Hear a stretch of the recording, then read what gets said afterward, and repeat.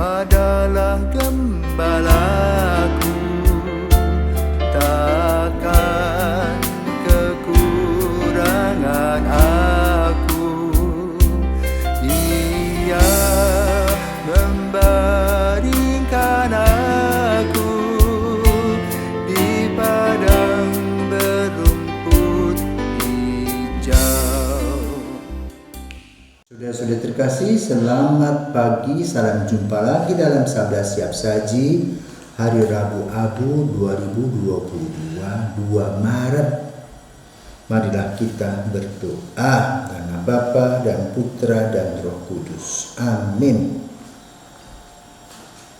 Allah Bapa yang Maha Rahim, sungguh besar kesabaran dan belas kasih-Mu. Kami mohon dengan rendah hati, perkenankanlah kami sungguh-sungguh bertobat kepadamu dan membuka hati lebar-lebar untuk menerima sabda penyelamatanmu dalam masa Prapaskah yang hikmat ini. Dengan pengantaraan Tuhan kami Yesus Kristus Putramu yang hidup dan berkuasa bersama Dikau dalam persatuan Roh Kudus Allah sepanjang segala masa. Amin. Tuhan bersamamu dan bersama rohmu. Inilah Injil Yesus Kristus menurut Matius. Dimuliakanlah Tuhan. Matius bab 6 ayat 1 sampai 6, ayat 16 dan dengan 18. Dalam khotbah di bukit, Yesus bersabda kepada murid-muridnya, "Hati-hatilah jangan sampai melakukan kewajiban agamamu di hadapan orang supaya dilihat. Karena jika demikian kamu tidak boleh beroleh upah dari Bapamu yang di surga." Jadi, apabila engkau memberi sedekah, jangan engkau mencanangkan hal itu seperti yang dilakukan orang munafik di rumah-rumah ibadat dan di lorong-lorong supaya dipuji orang. Aku berkata kepadamu, hendaklah sedekahmu itu diberikan dengan tersembunyi, maka Bapamu yang melihat yang tersembunyi akan membalasnya kepadamu. Dan apabila kamu berdoa, janganlah berdoa seperti orang munafik. Mereka suka mengucapkan doanya dengan berdiri di rumah-rumah ibadat dan pada tikungan-tikungan jalan raya, supaya mereka dilihat orang. Aku berkata kepadamu, mereka sudah mendapat upahnya. Tetapi jika engkau berdoa, masuklah ke dalam kamarmu, tutuplah pintu dan berdoalah kepada Bapamu yang ada di tempat tersembunyi. Maka Bapamu yang melihat yang tersembunyi akan membalasnya kepadamu. Dan apabila kamu berpuasa, janganlah muram mukamu seperti orang munafik. Mereka mengubah air mukanya supaya orang melihat bahwa mereka sedang berpuasa. Aku berkata kepadamu, mereka sudah mendapat upahnya. Tetapi apabila engkau berpuasa, minyakilah kepalamu dan cucilah mukamu, supaya jangan dilihat orang bahwa engkau sedang berpuasa, melainkan hanya oleh Bapamu yang ada di tempat tersembunyi. Maka Bapamu yang melihat yang tersembunyi akan membalasnya kepadamu. Demikianlah sabda Tuhan. Terpujilah Kristus. Saudara terkasih, dalam masa Prapaskah, di mana kita memasuki Rabu Abu, akan dibacakan surat Gembala Uskup Denpasar dalam rangka Prapaskah Paskah 2022 dengan tema Gereja dalam Perutusan Kontekstual.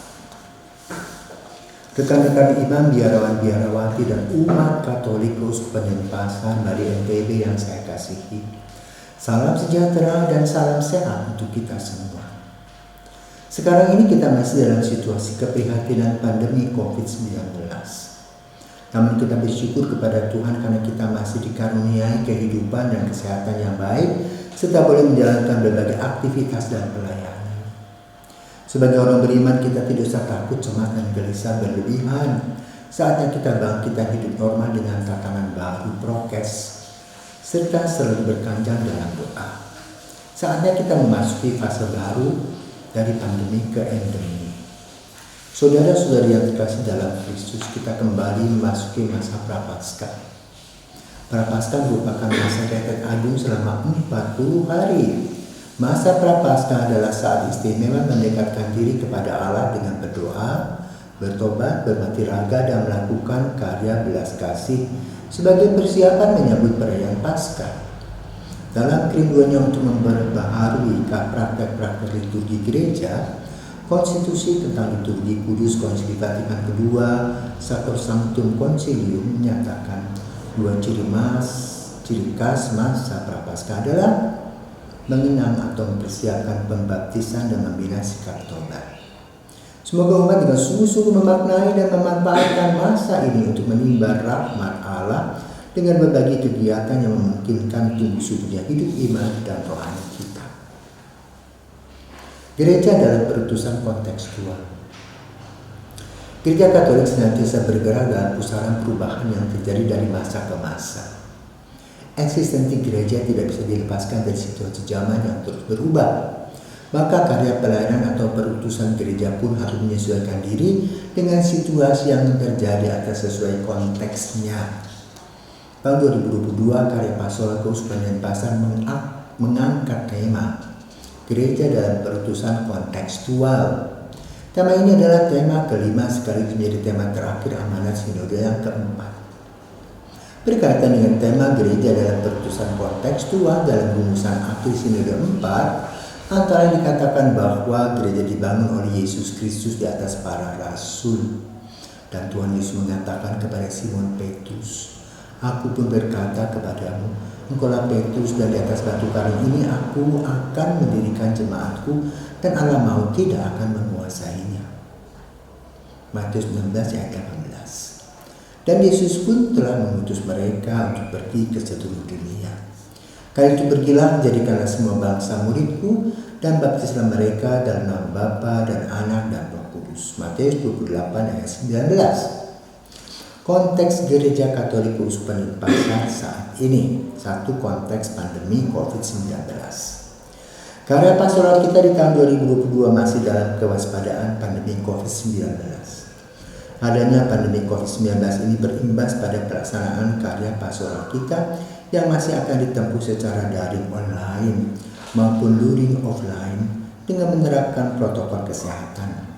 Jumlah peserta terbatas, diikuti penyediaan fasilitas seperti penyediaan sarana pencuci tangan, air maupun hand sanitizer, termogan, dan penggunaan masker.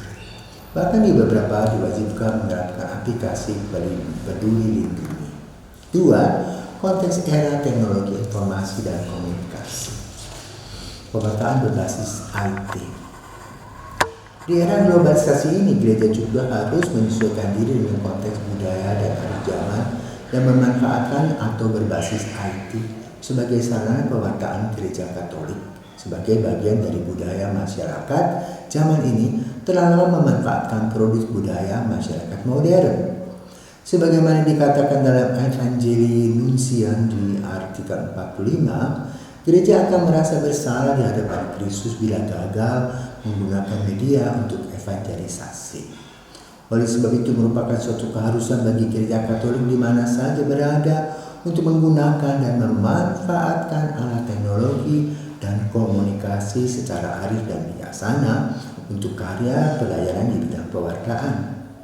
Gereja dalam perutusan kontekstual mempertimbangkan 4 hal yang relevan untuk dilaksanakan dalam karya pastoral menyangkut alam, budaya, lingkungan, pastoral berbasis data, dan pemanfaatan informasi dan teknologi atau IT untuk pewartaan. Pewartaan berbasis media sosial. Gereja Katolik didirikan oleh Kristus Tuhan demi keselamatan semua orang. Maka gereja merasa terdorong oleh kewajiban untuk mewartakan Injil. Karena itulah gereja memandang sebagai kewajibannya untuk juga dengan memanfaatkan media komunikasi sosial, menyiarkan warta keselamatan, dan mengajarkannya bagaimana manusia dapat memakai media itu dengan tepat. Jadi pada hakikatnya gereja berhak menggunakan dan memiliki semua jenis media itu sejauh diperlukannya atau berguna bagi pendidikan Kristen dan bagi seluruh karyanya demi keselamatan manusia. Yang 3, dokumen ini mengajak gereja untuk menggunakan berbagai media dalam pewartaannya. audiovisual, televisi maupun media cetak, majalah, berbagai jenis media sosial yang lazim digunakan seperti WhatsApp, Line, Telegram, Facebook, Instagram, Twitter, YouTube, dan lain-lain. Gereja dan siapa saja boleh menggunakan media sosial dengan catatan menggunakannya dengan bijaksana. 3. Konteks adanya kerusakan alam lingkungan hidup. Krisis lingkungan sedang menjadi isu global saat ini. Berbagai daerah terjadi polusi udara, banjir, tanah longsor, kerusakan hutan, gunung meletus, masalah sampah, ekosistem rusak karena pencemaran lingkungan, dan lain-lain. Terpujilah Engkau Tuhanku karena saudara kami, Ibu Pertiwi yang menyuapi dan mengasuh kami dan menumbuhkan aneka ragam buah-buahan beserta bunga warna-warni, dan rumput-rumputan sekarang menjerit karena kerusakan yang telah kita timpakan kepadanya, karena tanpa tanggung jawab kita menggunakan dan menyalahgunakan kekayaan yang telah diletakkan Allah di dalamnya. Demikian seruan Bapak Suci Paus Fransiskus mengawali ensiklik keduanya Laudato Si yang mengutip kata-kata Santo Fransiskus Assisi. Ensiklik Laudato Si mengajak masyarakat dunia untuk melakukan pertobatan ekologis. Setiap umat Katolik harus bertobat dari dosa-dosa ekologisnya dengan berhenti melakukan kejatuhan ekologis dan membangun semangat mencintai lingkungan hidup. Dalam hal ini Komisi PSE telah memelopori gerakan ekoenzim dan berupaya untuk turut serta menangani masalah sampah sebagai upaya penyelamatan lingkungan. Kiranya gerakan ini bisa diikuti oleh paroki-paroki dengan memotivasi umat untuk melakukan gerakan yang sama. 4. Konteks gereja lokal Keuskupan Denpasar. Gereja Katolik Keuskupan Denpasar itu unik. Di Bali kita hidup berdampingan dengan mayoritas umat Hindu, dan di Nusa Tenggara Barat NTB berdampingan dengan mayoritas umat Muslim. Maka penting sekali kita menjaga kehidupan yang damai dengan menjunjung tinggi sikap saling toleransi, menghargai dan menghormati satu sama lain di tengah perbedaan. Kehidupan gereja lokal itu juga tidak lepas dengan budaya setempat. Oleh sebab itu, karya pastoral kita hendaknya memperhatikan budaya lokal dengan selalu menghargai kearifan lokal. Pewataan, pendalaman iman, katekese, dominan, dan lain-lain bisa masuk melalui pintu budaya. 5. Konteks nasional. Gereja Katolik hidup di negara yang beraneka ragam suku, budaya, ras, dan agama. Keanekaragaman ini rentan dengan kepecahan jika masing-masing hanya memikirkan kepentingan kelompok dan golongannya. Tapi jika mampu menghargai dan saling menjunjung tinggi nilai toleransi, maka keanekaragaman adalah sebuah keindahan dan kekuatan untuk membangun negeri ini. Kita juga dihadapkan dengan isu radikalisme, intoleransi, terorisme, pelecehan terhadap agama lain, ujaran kebencian, caci maki, fitnah, dan juga berita-berita hoax merajalela di media sosial. Di tengah situasi ini, Gereja Katolik meskipun hanyalah perlawanan kecil, harus tetap gigih menjalankan fungsi sebagai garang dan terang untuk menyebar warta kebaikan, menjunjung tinggi nilai toleransi, menghargai dan mengamalkan ajaran cinta kasih tanpa pandang bulu. Perumpamaan tentang orang Samaria yang baik hati yang memisahkan kebaikan seorang Samaria saat menolong seorang pria yang terbujur tak berdaya di tengah jalan, Lukas 10:30-36 mengajarkan kita bahwa orang-orang di sekitar kita sekalipun berbeda adalah sesama kita, bukan musuh. Jadi berbuat baiklah kepada siapapun yang memerlukan pertolongan tanpa membeda-bedakan. 6. Konteks gereja universal. Karya pastoral kita di tahun 2022 berjalan bersama Sinode para Uskup sedunia yang mengangkat tema demi terwujudnya sebuah gereja sinodal. Persekutuan partisipasi misi. Sinode ini berbeda dibandingkan tahun-tahun sebelumnya. Biasanya dalam sinode itu hanya para uskup dan wakil konferensi wali gereja sedunia yang hadir. Sinode kali ini ingin mendengarkan gagasan-gagasan yang muncul dari gereja lokal atau keuskupan. Dengan cara ini Paus ingin mewujudkan gereja yang terus membaharui. Sri Paus Fransiskus meminta agar seluruh gereja partikular terlibat mempersiapkan dan melaksanakannya. Paulus mengajak gereja merenungkan tema yang menentukan bagi hidup dan misi gereja, yaitu jalan sinodalitas. Inilah yang diharapkan Allah dari gereja milenium ketiga. Sebagai bentuk keterlibatan kita, maka kita akan berpartisipasi dengan memberikan masukan sesuai dengan yang diminta dalam sinode tersebut. Dalam hal ini, tim Puspas Penelitian sudah turun ke paroki meminta sharing umat yang diwakili 12 orang dari masing-masing paroki untuk menjawab 2 pertanyaan yang telah disepakati dalam sidang pleno pastoral 2021, yaitu dialog dan kerjasama di tengah masyarakat dan keberanian berbicara dengan tegas menyatakan sikap gereja. Kegiatan ini sudah dituntaskan dengan baik. Sharing dan refleksi umat dari masing-masing paroki akan dirangkum untuk selanjutnya kita kirim ke KWI dan KWI akan meneruskan ke Vatikan. Terima kasih kepada para pastor paroki yang sudah proaktif untuk menyukseskan kegiatan ini. Peraturan masa tobat, puasa, dan pantang dalam gereja. Surat kembali ini saya akhiri dengan mengingatkan kembali aturan-aturan gereja mengenai tobat, puasa, dan pantang yang berlaku dalam gereja Katolik universal. 1.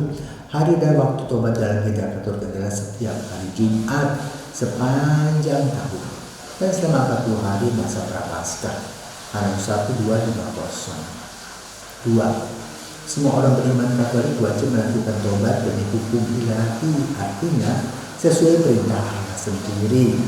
Maka pada masa tobat tersebut kita hendaknya secara khusus meluangkan waktu untuk berdoa secara lebih intensif, menjalankan ibadat dan karya amal kasih, menyangkal diri dengan cara melaksanakan kewajiban dengan kasih setia, terutama dengan berpuasa dan pantang. Hanus 1:249. Pantang makan daging dan makanan lainnya seturut kebiasaan hendaknya dilakukan setiap hari Jumat sepanjang tahun, kecuali hari Jumat itu jatuh bertepatan dengan suatu hari raya dalam gereja. Hanus 1:251. Kita berpantang dan berpuasa pada hari Rabu Agung dan Jumat Agung dalam pekan suci. Pada hari Jumat lainnya dalam masa Prapaskah ini kita hanya berpantang. Hanus 1:251 meskipun puasa dianjurkan. Keempat, yang diwajibkan berpuasa adalah semua orang yang telah berusia dewasa, genap 18 tahun hingga awal tahun ke-60. Hanus 1:252. Puasa berarti makan kenyang hanya sekali dalam sehari untuk tujuan-tujuan rohani dan amal. Yang diwajibkan berpantang adalah semua orang telah berusia genap 14 tahun ke atas. Hanus 1:252. Pantang berarti meninggalkan makanan tertentu atau kebiasaan-kebiasaan tertentu demi tujuan-tujuan rohani dan amal. Akhirnya saya mengucapkan selamat memasuki dan mengisi masa Prapaskah 2022 dengan kegiatan pendalaman aksi puasa pembangunan yang mengangkat tema berjalan bersama mewujudkan gereja sinodal persekutuan partisipasi misi. Bersama Bapak Suci Sri Paus Fransiskus, marilah kita persembahkan doa dan puasa kita pada hari Rabu Agung untuk perdamaian Rusia Ukraina. Semoga Allah menurunkan rahmat perdamaian bagi dua negara yang sedang bertikai. Selamat menyongsong hari raya Paskah, Pesta Kebangkitan Tuhan. Tuhan memberkati kita semua yang berkehendak baik. Dan pasal 10 Februari 2022 pada Pesta Santa Scholastica, salam dan berkat Monsignor Sylvester San, Uskup Denpasar. Demikianlah saudara terkasih, surat gembala yang sudah dibacakan dari Uskup Denpasar. Semoga Tuhan memberkati kita semua. Amin.